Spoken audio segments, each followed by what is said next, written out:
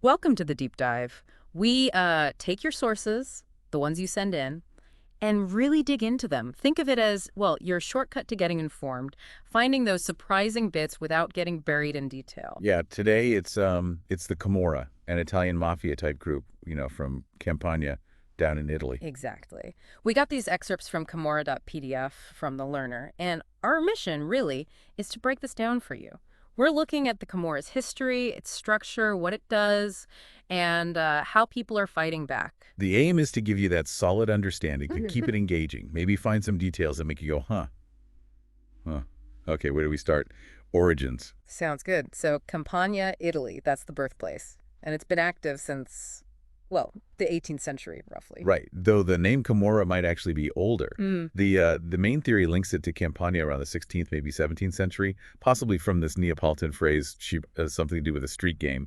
Interesting. And the first time it shows up officially, 1735, in a royal decree, no less, authorizing gambling houses in Naples, almost like a nod from the authorities. Yep. Kind of acknowledging his presence, exactly. Yeah. But the Camorra, as we sort of picture it now, this secret criminal society that really takes shape more around the 18th century. And before that formal structure, you have these Compagnani in Naples. That's right. Not quite the Camorra yet, but doing similar things, prostitution, gambling, robbery. And get this, apparently some nobles were involved. They even met up at the station. Nobles. Wow. That's unexpected. Yeah, and supposedly Giulio Genuino, the guy behind the Masaniello revolt, got protection from them. So early signs of influence. So a real underworld mix. The sources also mention capiatori street thieves and campiatori robbers with knives back in the 17th century. And the number of executions in Naples then paints a picture, doesn't it? A pretty violent time. Definitely. They even name some early leaders, Fucillo Micone in the 16th century and Cesare Riccardi, Abate Cesare in the 17th, leading these earlier groups. Then comes this period of, well, chaos, that power vacuum between 1799 and 1815, the Parthenopean Republic, Bourbon Restoration. Right. And that's when the Camorra really steps up as a Yeah. structured group called the Bella Società Riformata, Beautiful Reform Society. Aha. Quite a name. And the first police record mentioning them is 1820, talking about a meeting, the Grandmama. Exactly, a Yes. disciplinary meeting. And that same year, they found the first written statute, the Frieno. That's a big deal. Yeah, it shows they weren't just loose gangs anymore. They had rules. For sure. And another statute in 1842 talked about initiation, how to support families of guys who got locked up. That kind of internal support system, that it helps them survive, right? Absolutely. And those other names they used, Società la Umertà, Anurata Sugita, Honored Society, both pointing to Omerta. The code of silence, yeah. They framed it as defending their honor, but really it's about protection, isn't it? Yeah. Makes it incredibly hard for police to get inside. Creates that wall. So they evolved from local gangs to something more structured with a hierarchy. And then they start playing politics. Yeah. After the 1848 revolution failed, the liberal opposition actually made deals with the Camorra. Why? To get support from the poor. Pretty much. They knew the Camorra had influence on the streets. In return, the Camorra probably wanted, protection, maybe looking the other way. Bit of quid pro quo. Definitely. You see it clearly with Liborio Romano, the police chief. He asked the Camorra boss, Salvatore De Crescenzo, to keep order. Even made him head of the municipal guard. The police chief asking the mob boss for help. That's wild. Shows how blurry the lines were. Totally. And by 1869, Ciccio Capuccio gets elected Capitesta head-in-chief, nicknamed the King of Naples.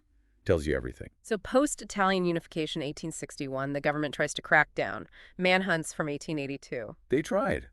But the Cerreto inquiry around 1900 uncovered something more complex, this idea of a high Camorra. Okay, high Camorra versus low Camorra. What's the difference? The inquiry painted the high Camorra as more bourgeois. Less about street thuggery, more about influence brokering. They were the fexiendi, or the fixers. Ah, the intermediaries. Connecting people who needed political favors, administrative help, using cunning and nerve, maybe some implied violence, but also their street connections. Exactly that. Like if a business needed a permit fast or wanted a problem to disappear, they might go through the high Camorra who had the connections. So navigating both worlds, the underworld and the official world. But the source says there's some debate if they were really part of the Camorra proper. Yeah, it's a bit fuzzy. The inquiry showed the patronage system existed, linked to politicians and administrators in Naples, but didn't necessarily prove like a direct chain of command from the street bosses. I see. Still, it exposed a lot of corruption. It did, and it seems their direct political clout dipped a bit afterwards. In the 1901 Naples election, the candidates they backed didn't win. Then comes the Cuocolo trial, 1911-1912. Starts with a murder. Right, Gennaro Cuocolo, a Camorra boss, and his wife. They were suspected informants, but it blew up into something bigger. Because of this Carabinieri captain, Fabroni, he saw a chance to go after the whole organization. Precisely. He wanted to use the trial to basically dismantle the Camorra. It got huge public attention. And it worked, to an extent. Well, after a really long trial, 17 months, they convicted 27 pop bosses, including the supposed head, Enrico Alfano. Sentences totaling 354 years. It was a major hit. Okay, let's shift gears slightly. Talk about structure. The source says it's horizontal, not like the Sicilian Mafia's pyramid. What does that look like? Think of it like a network. Lots of independent clans, often based on family ties. Each clan controls its own territory, its own economic rackets within that area. So no single big boss calling all the shots for everyone. Generally, no. There's competition between clans, sometimes pretty violent. They might coordinate a little just to avoid attracting too much heat, but mostly they run their own shows. Wouldn't that make them weaker? Easier to break apart? You'd think so, but actually Pasquale Galasso, a collaborator, said this structure makes them resilient. You take out one clan leader or even a whole clan, and others just fill the gap or new groups form. It's harder to land a knockout blow. Like cutting heads off a hydra. Kind of, yeah. And that political patronage thing is still key. Clans deliver votes, politicians provide protection, or turn a blind eye. It's a cycle. Because they have that grip on the local community. Okay, let's talk activities. Cigarette smuggling was big for a while. Oh yeah, 1950s through the 80s. Naples was the hub. They used these speedboats, Coffee Blue. Blue speedboats, right. Sounds almost romanticized, but I bet it was brutal. Absolutely. Guys like Pio Vittorio Giuliano, Michele Zaza, Yeah. they made fortunes. It did bring some money into a poor area, but the fights over routes were deadly serious. And then the waste crisis. This sounds grim. It really is. Starting in the 80s, the Camorra got heavily into waste disposal in Campania. By the late 90s, legal landfills were full. And the Camorra saw an opportunity. A massive one. Reports in 2008 linked them directly to the crisis, especially in this area called the Triangle of Death. They were making huge profits. Just by dumping it illegally. Worse, they were reportedly mixing highly toxic industrial waste stuff from factories, often with the company's knowledge, with regular household trash, then dumping it illegally, burying it, even burning it. Oh, God, the pollution. The health effects. Devastating. You hear about Nunzio Perella, who turned state witness, saying rubbish is gold.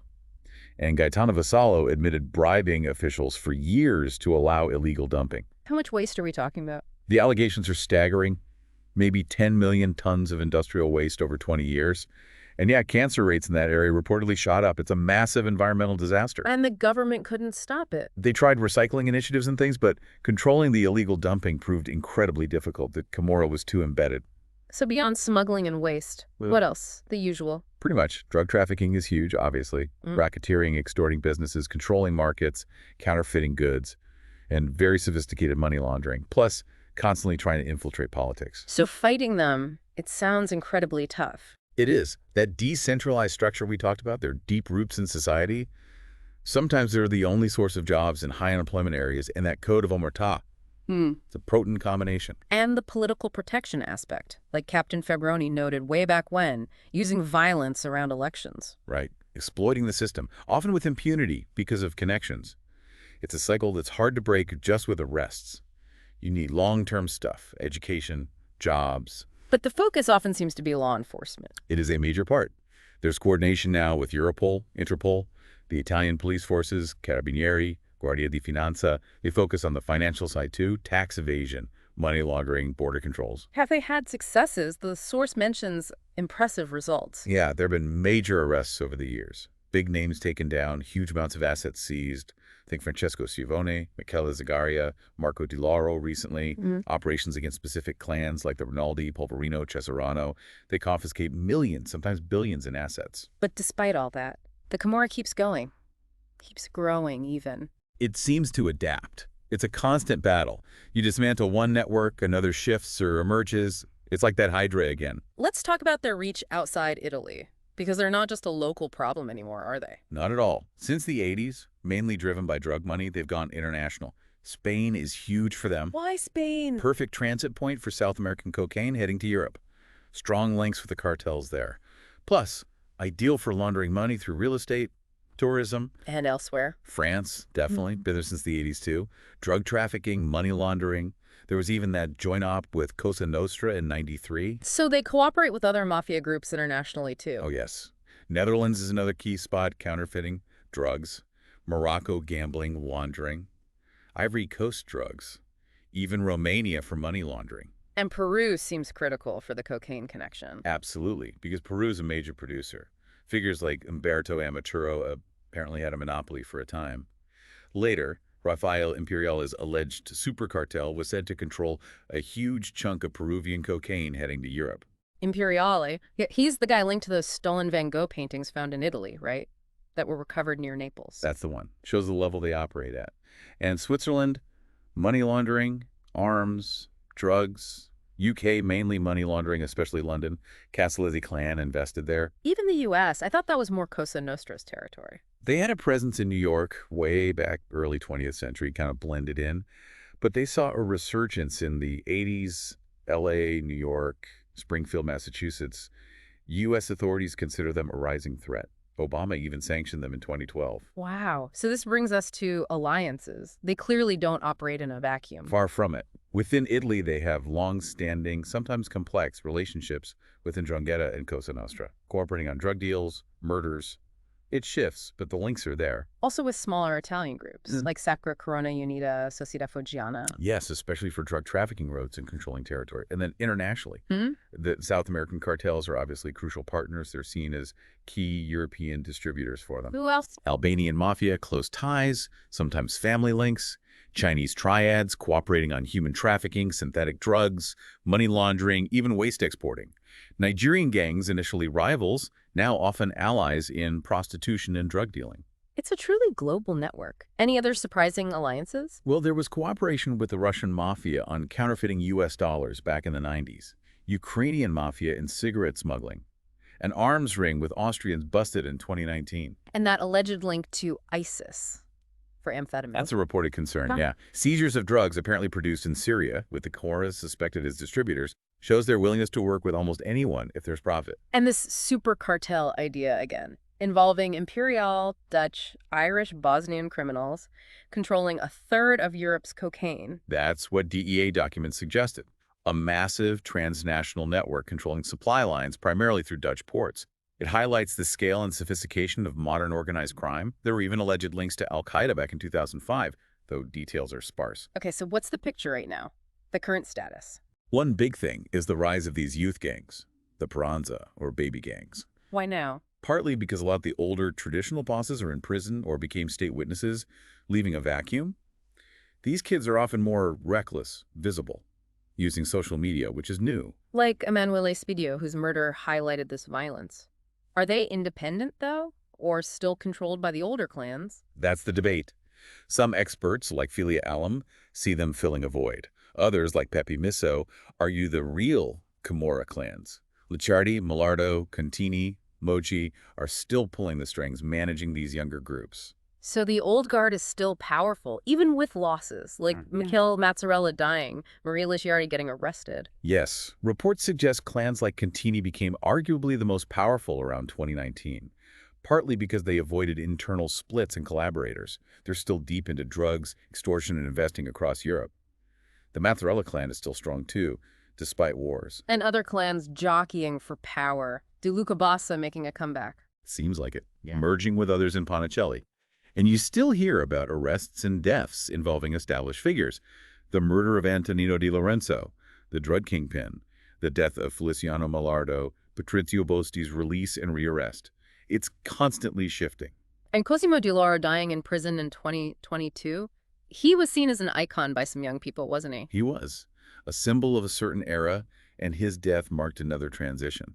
So yeah, the landscape now is a mix. Powerful, established alliances like Secondigliano, resurgent clans, and these volatile youth gangs. It's incredible how much they've seeped into popular culture, too. You mentioned Camorra, the film, and the series. Right, huge impact, but also older films, even mentions in The Sopranos, Archer, Law and Order. Fabrizio De André wrote a famous song, Don Raffaele, Elena Ferrante's novels touch on that world. Even John Wick. Huh. Shows their reach, culturally at least. Definitely speaks to their notoriety. So, wrapping this up, what are big takeaways? Well, a long, complex history for sure. This decentralized structure seems key to their survival, their resilience. And their incredible diversity of activities, from street crime to complex international finance and trafficking. Plus, that global network of alliances. And the fight against them is just relentless, ongoing. What stood out most to you through this deep dive? Any one thing? For me, maybe the sheer scale and cynicism of the waste crisis involvement. Rubbish is gold. It just shows a level of destructive enterprise that's quite chilling, impacting whole communities for generations. Yeah, that's deeply unsettling. For me, maybe it's that early political intertwining, the police chief appointing a Camorra boss. It just shows how blurred the lines can get between crime and power and how long that's been going on. So for you listening, The Learner, we hope this gave you that thorough but manageable overview you were after, from the 18th century origins to today's Beatty gangs and global networks. Hopefully a few aha moments in there. And maybe something to chew on.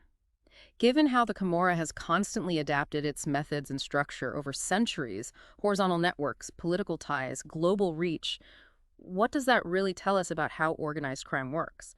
And maybe, more importantly, what kind of strategies does it take to effectively combat something so deeply rooted and adaptable? That's the million-dollar question, isn't it? How do you fight something that's woven into the fabric of society itself? A challenging thought to end on.